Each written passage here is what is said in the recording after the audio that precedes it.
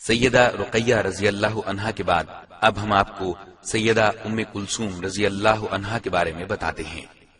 یہ نبی کریم صلی اللہ علیہ وسلم کی تیسری صاحبزادی ہیں۔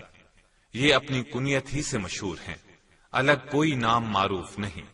اپنی بہنوں کی طرح انہوں نے بھی اپنی والدہ محترمہ سیدہ خدیجہ رضی اللہ عنہا اور نبی کریم صلی اللہ علیہ وسلم کی زیر نگرانی پرورش پائی، تربیت حاصل کی، جوانی کو پہنچی۔ جب رسول اللہ صلی اللہ علیہ وسلم نے اعلان نبوت فرمایا تو اپنی والدہ اور بہنوں کے ساتھ ایمان لے آئیں۔ آپ صلی اللہ علیہ وسلم کے ہاتھ پر بیعت کی، ہجرت تک مکے میں رہیں۔ اعلان نبوت سے پہلے آپ نے ان کا نکاح ابو لہب کے بیٹے عتیبہ سے کر دیا تھا، لیکن رخصتی نہیں ہوئی تھی۔ اعلان نبوت کے بعد اسلام دشمنی کی بنیاد پر ابو لہب نے بیٹے کو مجبور کیا کہ انہیں طلاق دے دو۔ اس نے طلاق دے دی۔ اللہ تعالیٰ کو یہی منظور تھا کہ یہ پاک بیبیاں ان ناپاک مشرکین کے گھر نہ جائیں۔ بہرحال نبی کریم صلی اللہ علیہ وسلم کو اور آپ کے گھرانے کو یہ صدمہ دین کی خاطر پہنچایا گیا۔ پھر آپ صلی اللہ علیہ وسلم نے اللہ تعالیٰ کے حکم سے مدینے کی طرف ہجرت فرمائی۔ غزوہ بدر کے بعد سیدہ رقیہ رضی اللہ عنہا وفات پا گئیں۔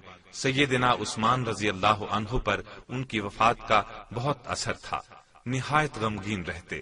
نبی صلی اللہ علیہ وسلم نے انہیں اس درجے مقموم دیکھا تو فرمایا، اے عثمان، مجھے اللہ تعالیٰ نے حکم دیا ہے کہ میں اپنی دوسری بیٹی تیرے نکاح میں دے دوں۔ جو مہر رقیہ کے لیے مقرر ہوا تھا اتنا ہی ام کلثوم کا مہر ہو۔ اس سلسلے میں ایک روایت یہ ہے کہ سیدنا عمر رضی اللہ عنہ کی صاحبزادی سیدہ حفصہ رضی اللہ عنہا کا پہلا خاوند فوت ہو گیا، اور ادھر سیدنا عثمان کی زوجہ محترمہ فوت ہو گئی، تو سیدنا عمر نے سیدہ حفصہ کے نکاح کے لیے سیدنا عثمان کو پیشکش کی، لیکن سیدنا عثمان نے نکاح سے معذرت کر لی۔ اس پر سیدنا عمر نے افسوس کے طور پر رسول اللہ صلی اللہ علیہ وسلم سے اس بات کا ذکر کیا تو آپ نے ارشاد فرمایا، پریشان ہونے کی ضرورت نہیں، جو شخص حفصہ کو اپنے نکاح میں لے گا وہ عثمان سے بہتر ہوگا، اور عثمان جس عورت سے نکاح کریں گے وہ حفصہ سے بہتر ہوگی۔ چنانچہ اسی فرمان کے مطابق سیدہ حفصہ سے نبی کریم صلی اللہ علیہ وسلم نے خود نکاح فرمایا، اور سیدہ ام کلثوم کا نکاح سیدنا عثمان سے ہوا۔ اس طرح سیدنا عثمان کو نبی کریم صلی اللہ علیہ وسلم کا دوہرا داماد ہونے کا شرف حاصل ہوا، اور یہ شرف پوری دنیا میں کسی کو نہیں ملا۔ کسی نبی کی دو بیٹیاں یکے بعد دیگرے دنیا کے کسی شخص کے نکاح میں نہیں آئی۔ ایک اور بڑا اعزاز سیدنا عثمان رضی اللہ عنہ کے حصے میں یہ آیا کہ سیدہ ام کلثوم رضی اللہ عنہا سے ان کا نکاح اللہ کے حکم سے ہوا۔ اس سلسلے میں انہیں ذوالنورین کا لقب ملا، یعنی دو نوروں والا۔ یہ نکاح ربیع الاول 3 ہجری میں ہوا۔ چند ماہ بعد یعنی جمادی الاخری میں رخصتی ہوئی۔ ام کلثوم کے ہاں سیدنا عثمان رضی اللہ عنہ سے کوئی اولاد نہیں ہوئی۔ جب تک سیدہ رقیہ اور ان کے بعد سیدہ ام کلثوم عثمان رضی اللہ عنہ کے نکاح میں رہیں، انہوں نے اور کسی عورت سے نکاح نہیں کیا۔ اس سلسلے میں انہیں نبی کریم صلی اللہ علیہ وسلم کا احترام بھی تھا۔ بھلا وہ اس بات کو کیسے پسند فرماتے کہ ان کے کسی اقدام سے سیدہ ام کلثوم رضی اللہ عنہا کو رنج پہنچتا، اور اگر انہیں رنج پہنچتا تو ظاہر ہے کہ نبی صلی اللہ علیہ وسلم کو تکلیف ہوتی، اور یہ بات سیدنا عثمان رضی اللہ عنہ کو کسی قیمت پر گوارا نہ تھی۔ سیدہ ام کلثوم رضی اللہ عنہا عمدہ لباس پہنتی تھیں۔ نبی کریم صلی اللہ علیہ وسلم کے خادم خاص انس بن مالک رضی اللہ عنہ بیان کرتے ہیں کہ میں نے ام کلثوم رضی اللہ عنہا پر ایک بیش قیمت چادر دیکھی، وہ ریشم کی دھاریوں سے بنی ہوئی تھی۔ ظاہر ہے سیدنا عثمان رضی اللہ عنہ بہت بڑے تاجر تھے، خوشحال تھے، ان حالات میں ان کی زوجہ محترمہ اچھا لباس پہن سکتی تھی۔ نبی کریم صلی اللہ علیہ وسلم کی تیسری بیٹی سیدہ ام کلثوم رضی اللہ عنہا کا انتقال بھی آپ کی زندگی میں ہوا۔ چنانچہ ماہ شعبان 9 ہجری میں سفر آخرت پر چلی گئیں۔ انا للہ و انا الیہ راجعون۔ نبی کریم صلی اللہ علیہ وسلم کی 3 بیٹیوں اور صاحبزادوں کا آپ کی زندگی میں انتقال کر جانا عجیب اتفاقات قدرت میں سے ہے۔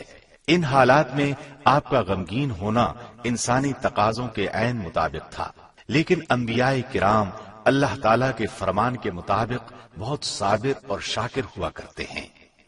اپنی امت کو بھی صبر اور برداشت کی تعلیم دیتے ہیں۔ 3 بیٹیوں اور صاحبزادوں کی وفات کے بعد اب صرف سیدہ فاطمہ رضی اللہ عنہا زندہ تھی۔ دیکھا جائے تو امت کے لیے تسکین اور تسلی کا ایک نادر نمونہ قائم کیا گیا تھا۔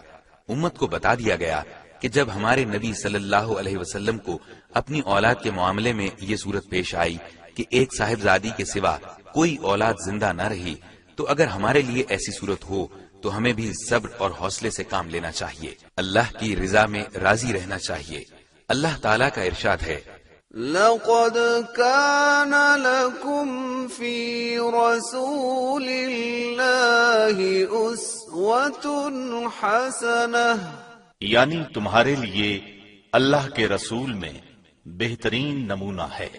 جب سیدہ ام کلثوم رضی اللہ عنہا کا انتقال ہو گیا تو سیدنا عثمان رضی اللہ عنہ بہت غمگین ہوئے۔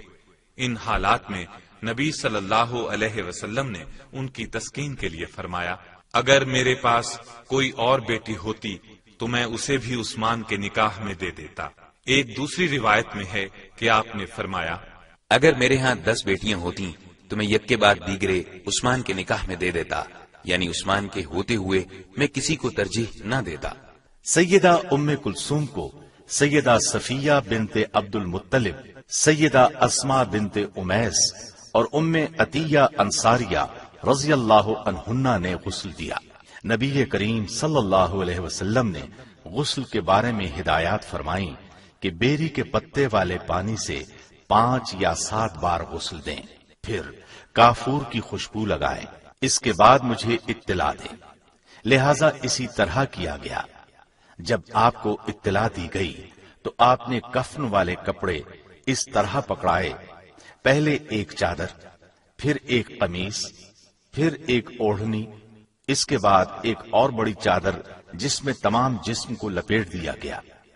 اس طرح سیدنا ام کلثوم رضی اللہ عنہا کو کفن دیا گیا۔ نبی صلی اللہ علیہ وسلم نے خود نماز جنازہ پڑھائی، پھر انہیں جنت البقیع میں لایا گیا۔ نبی صلی اللہ علیہ وسلم قبر کے قریب بیٹھ گئے، صدمے کی وجہ سے قبر میں نہیں اترے۔ سیدنا علی، سیدنا فضل بن عباس اور سیدنا اسامہ بن زید رضی اللہ عنہم قبر میں اترے۔ صحیح بخاری میں ہے، سیدنا انس رضی اللہ عنہ فرماتے ہیں کہ ایک مرتبہ نبی صلی اللہ علیہ وسلم ام کلثوم رضی اللہ عنہا کی قبر پر تشریف فرما تھے اور آپ کی آنکھوں سے شدت غم سے آنسو جاری تھے۔ اللہ تعالی کی ان پر ہزار رحمتیں نازل ہوں۔